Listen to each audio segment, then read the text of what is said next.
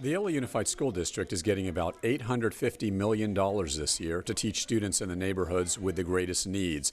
These are kids who go to schools in places like South LA, East LA, and Pacoima. The plan was inspired in part from Governor Jerry Brown, who wanted to give more money and resources to specific schools. In the summer of 2013, he signed the Local Control Funding Formula into law. It's the biggest change to funding education in 50 years. Now each district has more control. LAUSD Superintendent John Daisy explains that the funding is based on equity, not equality.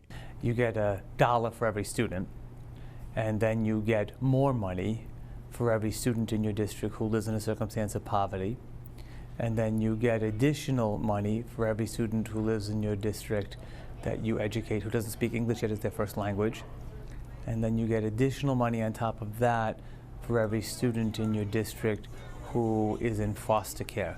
All that money seems like it could do a lot for LA students.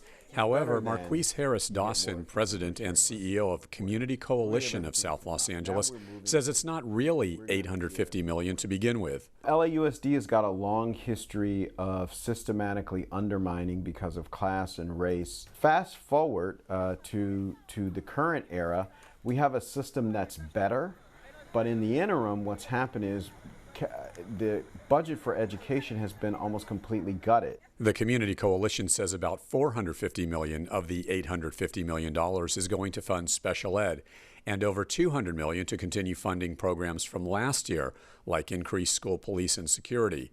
The coalition says schools across the district in places like South Los Angeles are really only getting about $135 million in new funding this year. And if you take a closer look, the amount translates to about $2 million per low-income school. The coalition says that translates to just a little over $1,000 per student per year, when you consider each school has about 1,500 kids. Harris Dawson says that's just a drop in the bucket, money that is not going to replace decades of underfunding in these poor areas. Money is given out in a more equitable way, but there's far less money. So we've really been caught in a catch-22, so we're fighting for equity and we're fighting for more resources, but it's going to be a very slow process getting the resources back that we need. They're right. We've had decades of disinvestment. So districts over time did not provide the most money for the youth who had the least.